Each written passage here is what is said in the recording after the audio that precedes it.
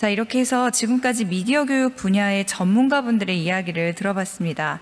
자, 그러면 미디어 교육의 미래라고 할 수 있는 제3회 청소년 체크톤에서 수상을 한 학생들의 이야기를 들어보는 순서를 갖도록 하겠습니다. 첫 번째 순서는요, 쉽게 다가가는 팩트체크를 주제로 오산 원일중학교 김유진 학생의 발표가 있겠습니다. 김유진 학생은 2020년 1학기 전교회장 및 오산시 제4대 어린이 청소년의회 의원으로 청소년을 위한 다양한 오산시의 사업 기획에 참여했습니다. 현재 유네스코 MIL 어린이 청소년 위원회에 참여 중이고요. 제3회 청소년 체커톤에서 K체커팀으로 우수상을 수상했습니다. 자, 그럼 김유진 학생의 발표 들어보도록 하겠습니다. 안녕하세요. 저는 제3회 청소년 체커톤에서 K체커팀으로 참가했던 김유진입니다. 오늘 저는 제3회 청소년 체커톤에서 진행했던 프로젝트에 대한 간단한 소개와 그를 통해 제가 느낀 미디어 리터러시에 대한 이야기를 드리고자 합니다. 저희 K체커팀은 쉽게 다가가는 팩트체크란 제목으로 청소년에게 팩트체크를 널리 알리는 프로젝트를 진행했었습니다. 팩트체크란 용어 자체가 청소년에게는 어렵고 생소하고 거부감이 드는 단어입니다. 저도 대회에 참가하기 전까지는 팩트체크에 대해 잘 알지 못했고 어디선가 들어본 것 같지만 중요성이나 필요성은커녕 어렵게만 느꼈습니다. 그러나 체커톤 대회를 통해 직접 팩트체크를 해보면서 생각보다 어렵지 않다는 것을 알게 되었습니다. 그리고 체커톤에서 지원하는 온라인 수업을 통해 우리가 미디어를 통해 알게 되는 메시지가 누군가에 의해 어떤 목적을 가지고 만들어졌음을 알게 되면서 사실로 당연하게 알고 있던 것이 사실이 아닐 수도 있다는 의심을 하게 되었고 거기에서부터 팩트체크를 시작했습니다. 거창한 주제가 아닌 우리 일상과 관련된 뉴스나 정보 중에 정말 이게 사실일까? 의심이 드는 것을 팩트체크했습니다. 3회 체커톤 주제가 혐오와 차별을 확산하는 허위 조작 정보 멈춰! 였는데요. 저희는 청소년들이 아무렇지도 않게 사용하는 혐오, 차별 표현 안에 나이, 성별, 장애, 종교, 성적 지향이나 성 정체성 등에 대한 잘못된 인식과 거짓 정보를 아무렇지도 않게 사용하고 있다는 것을 알고 놀랐습니다. 체커톤이라는 좋은 기회를 통해서 저희는 팩트체크가 어렵지 않고 저와 같은 학생들도 조금만 관심을 가지면 얼마든지 할 수 있다는 것을 알게 되었는데요. 이러한 좋은 것은 함께 나누어야 기쁨이 배가 된다고 생각합니다. 거짓 뉴스에 쉽게 노출되고 팩트체크 해보려 하지 않는 친구들에게 조금만 기준을 세워 의심하고 내가 보는 것이 진실이 아닐 수도 있다는 인식만으로도 팩트체크에 대해 다가갈 수 있다는 것을 많은 사람에게 알리고 싶었습니다.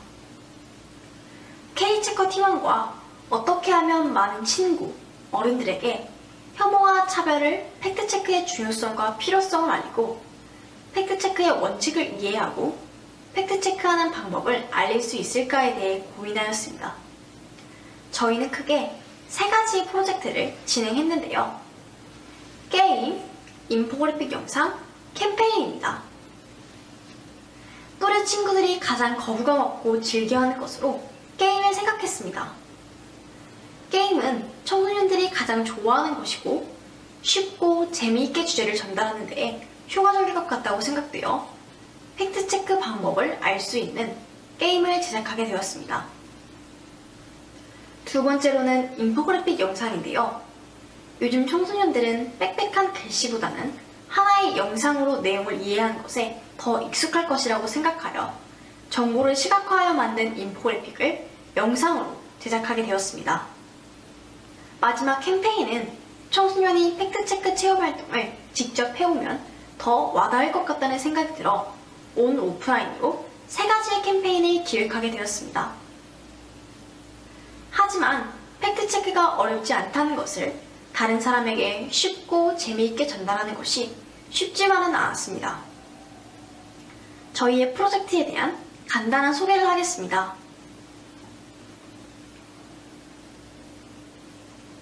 먼저 게임입니다.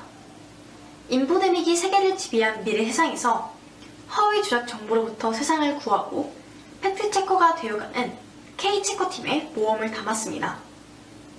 오직 보고 듣는 것보다 직접 체험하며 게임 속 캐릭터와 함께 팩트체커가 되어가길 바랐습니다. 그러나 생각보다 기획이 힘들었습니다. 허위 정보 구별 방법 등을 재미있게 익힐 수 있도록 스토리를 만드는 것이 어려웠습니다. 거기에 저희 팀 모두 공부에만 열중하는 친구들이 아님에도 게임을 할 줄 아는 친구가 한 명도 없었는데요. 그러다 보니 너무 재미가 없는 게임이 만들어졌습니다. 다행히 재단에서 전문가를 매칭시켜주셔서 좀 더 게임다워졌습니다. 다음은 인포그래픽 영상입니다. 차별과 혐오라는 대회 주제에 맞추어 차별과 혐오를 확산하는 소수자에 대한 혐오 표현과 허위 조작 정보의 심각성을 나타내고 그에 대한 해결 방법을 담았습니다. 인포그래픽 영상 같은 경우에는 전문가 도움 없이 맨땅에 헤딩하듯이 저희가 직접 독학하며 만들었습니다. 팀원 모두 정말 몇 밤을 새며 스토리를 만들고 일러스트를 찾고 영상 편집을 배우며 제작했습니다. 그렇게 만들었는데 그래서 어쩌라는 건데? 라는 결론이 나오더라고요. 혐오와 차별에 대한 현황을 보여주는 설문 내용만으로는 사람들을 설득할 수 없다는 것을 알고 전면 수정을 하였습니다. 혐오와 차별을 확산하는 허위 정보에 대한 해결 방법과 미디어의 영향에 대한 내용을 추가하는 등의 스토리를 수정하여 주제를 효과적으로 전달하려고 노력했습니다. 영상의 완성도보다는 혐오와 차별에 대한 허위 정보에 대한 내용에 충실하자는 팀원들의 의견에 다시 힘을 내어 영상을 완성하였습니다. 그럼 K체커팀의 인포그래픽 영상을 짧게 감상하시죠. 안녕하세요. 저희는 K체커팀입니다. 여러분, 세종대왕이 시각장애인이었다는 사실을 알고 계신가요? 대기업 애플의 CEO 팀 쿡도 자신이 동성애자라는 것을 커밍아웃한 바가 있습니다. 그 외에도 윈스턴 처칠, 프랭클린 루즈벨트, 헤르만 헤세 등 우리가 잘 알고 있는 유명인에는 많은 소수자가 포함되어 있는데요. 하지만 소수자를 겨냥한 혐오 표현은 사회에 만연하고 이로 인해 상처받는 사람들이 많습니다. 자각하지 못한 채 혐오 표현을 일상 중 사용하는 경우가 많은데요. 그렇다면 청소년들은 혐오 표현에 대해 얼마나 알고 사용하고 있을까요? 저희가 직접 조사해보았습니다. 2021년 7월 201명의 경기도 오산시 청소년들을 대상으로 저희가 직접 실시한 청소년의 혐오 표현 노출 및 사용 실태 조사 결과를 살펴보면 청소년들에게 노출되었던 혐오 표현에는 장애인 혐오 표현, 성소수자 혐오 표현, 남녀 비하 혐오 표현, 외국인 혐오 표현, 기타 혐오 표현 순으로 노출이 많았습니다. 보시다시피 청소년들이 주로 사용하는 혐오 표현에는 장애인, 잼민이, 바보, 여혐 등등이 있다는 것을 알 수 있습니다. 설문조사 결과 청소년들은 위 혐오 표현을 유튜브, 페이스북, 인스타그램 등의 SNS에서 친구와 싸울 때, 게임을 할 때, 온라인 채팅을 할 때 등의 상황에서 사용되는 것을 알 수 있었습니다. 설문에 참여한 학생 중 사용하는 단어의 정확한 의미를 알고 있다고 답한 학생은 61.1%, 정확한 뜻을 알지 못한다고 답한 학생은 38.9%였습니다. 다양한 상황에서 많은 사람과 대화할 때 사용하는 혐오 표현을 정확한 의미를 알지 못한 채 사용하는 청소년이 약 40%로 절반에 가까운 것을 토대로 보아 혐오 표현이 청소년들 사이에서 정확한 의미를 알지 못한 채 무분별하게 사용되고 퍼뜨려지며 차별과 혐오를 확산하고 있는 것을 확인할 수 있었습니다. 청소년들에게도 노출이 많은 혐오 표현. 그렇다면 개인에게 사회에 어떤 영향을 미칠까요? 혐오 표현을 들은 여러분 주위의 친구, 학생, 동료에게는 두려움, 슬픔 등의 부정적 반응과 피곤, 무감각, 원형 탈모 등의 증상이 나타날 수 있습니다. 사회적으로는 사람들 사이에 갈등과 분열을 부추겨 시간이 지남에 따라 차별적이고 폭력적인 발언과 행위가 만연한 사회를 만들 수 있습니다. 혐오와 차별을 확산하는 것은 혐오 표현뿐만이 아닙니다. 머리가 짧으니 페미니스트이다. 동성애는 에이즈를 확산한다. 조선족은 범죄자들이다.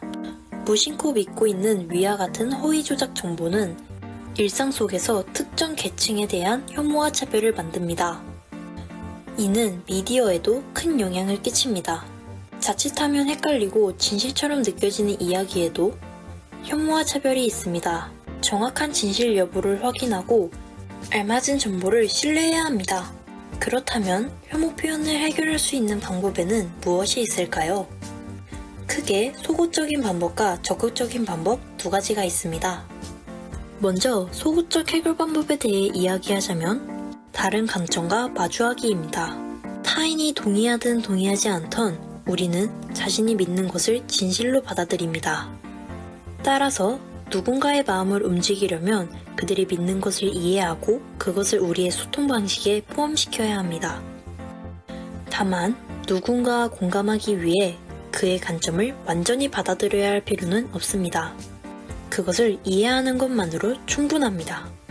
다음은 적극적 해결 방법에 대해 이야기해보자면 대항 표현하기입니다. 대항 표현은 혐오 메시지를 부정하고 신뢰도를 떨어뜨리는 방식으로 억압적 발언을 직접적으로 공격합니다. 대항 표현은 빠른 시간 내에 이해할 수 있는 직접적이고 간단한 대응 방안입니다. 더 나아가 연대하기 방법이 있습니다. 혐오 표현에 대해 대항하는 캠페인, 집단, 이니셔티브에 적극적으로 지지를 표출합니다. 공개한 방식을 택하는 경우 이를 보는 다른 사용자들의 의식도 일깨울 수 있습니다. 차별과 혐오에 대한 문제의식을 높이고 맞서 대항합시다!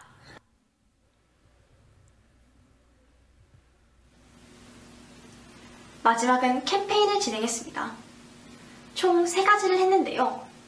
피켓 홍보, 설문 이벤트, 온라인 챌린지입니다. 팩트체크가 무엇인지, 허위 정보의 심각성을 알리는 피켓 홍보 활동을 중학교에서 진행했습니다. 팩트체크한 내용을 바탕으로 중학교 학생들에게 간접적인 팩트체크 체험 활동과 성소수자에 대한 인식을 설문 이벤트를 통해 조사하였습니다. 이때 저희가 직접 제작한 팩트체크 스티커도 증정하였습니다. 캠페인의 핵심인 온라인 챌린지를 실시했는데요. 언택트 시대인 만큼 일상 속에 숨어있는 허위 정보를 찾아 K체커팀에게 보내는 온라인 팩트체크 챌린지를 진행하였습니다. 참여한 분들께서 저희가 찾지 못했던 혐오와 차별에 관련된 다양한 허위 정보를 찾아 팩트체크해서 올려주셨습니다. 온라인 챌린지를 통해 저희와 같은 캠페인이나 교육이 좀 더 폭넓게 이루어진다면 많은 사람이 허위 정보를 믿거나 확산하지 않을 것 같아 뿌듯하면서도 어깨가 무거워졌습니다. 저희는 팩트체크 과정에서 크게 3가지를 깨달았습니다. 첫째, 누가 어떤 목적으로 이 글을 썼는지를 살펴보아야 한다는 것입니다. 즉, 출처를 확인해야 합니다. 저희 팀은 팩트체크 과정에서 다양한 의견의 자료를 읽으려고 했고요. 어떤 주제에 대해 양측 주장을 듣고자 인터뷰를 진행했습니다. 다른 목소리, 즉 다양성을 인정하지 않는 데서 차별과 혐오가 생기겠구나를 깨달았기 때문입니다. 그 과정에서 국가인권위에서 나온 자료를 통해 차별과 혐오가 잘못된 편견과 차별에서 비롯되었고 인간이면 당연하게 누려야 할 기본 권리인 인권과도 밀접한 관련이 있다는 것도 알게 되었습니다. 두 번째로는 미디어에서 정말 많은 허위 조작 정보가 생성 및 확산되고 있다는 것입니다. 현대사회를 살아가는 사람들은 방송, 인터넷, 소셜미디어 등 다양한 형태의 미디어를 끊임없이 접합니다. 쏟아지는 무수히 많은 정보들 중 진실과 거짓을 가려내는 것이 쉽지 않습니다.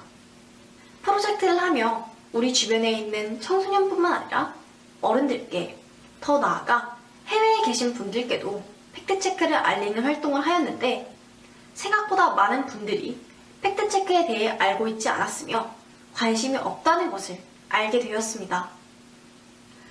더 많은 이들에게 팩트체크의 중요성과 허위 정보의 심각성을 알리는 활동을 이어나가야겠다고도 생각했습니다. 마지막 3번째는 열린 마음으로 팩트체크를 하는 것입니다. 우리가 진실로 받아들였던 것이 알고 보니 진실이 아닐 수도 있습니다. 그래서인지 정보를 검색하고 논문을 찾고 직접 인터뷰를 해보면서 마치 진실을 찾아가는 모험처럼 느껴지며 재미를 느꼈습니다. 진실을 찾아가는 모험, 멋지지 않습니까?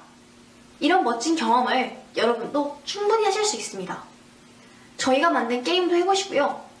한국언론진흥재단 유튜브 채널에 올린 영상도 보시고 여러분도 혐오와 차별에 대한 허위 정보를 멈추게 하는 캠페인에 동참하시길 바랍니다. 이상 K체커팀 김유진이었습니다. 끝까지 들어주셔서 감사합니다. 네, 박수 소리가 굉장히 어느 때보다 큰 것 같은데요. 김유진 학생 발표 잘 들었습니다. 진실을 찾아가는 모험, 김유진 학생을 비롯해서 또 많은 친구분들도 계속 할 수 있으면 좋겠고요. 또 김유진 학생의 선배격인 어른들도 함께 노력을 해야겠죠. 정말 잘 들었고요. 앞으로가 기대되는 그런 학생이었습니다.